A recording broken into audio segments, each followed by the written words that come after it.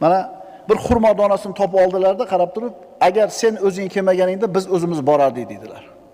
Ya'ni qo'liga tushdimi boyadigan, yeydigan xurmasi o'zi kelib qoldi. Demak, shuni yedimi, o'tdimi? Demak, shu kelardi.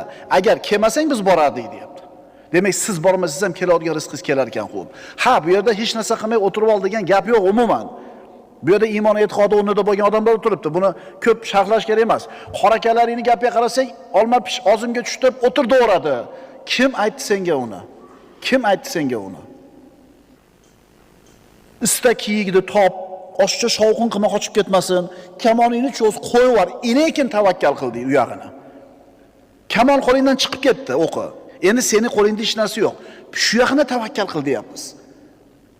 To'g'ridan tomon gugumot otib qo'yib turib kiygi istamaydi-da odam. Birodar, Alloh Razzoq.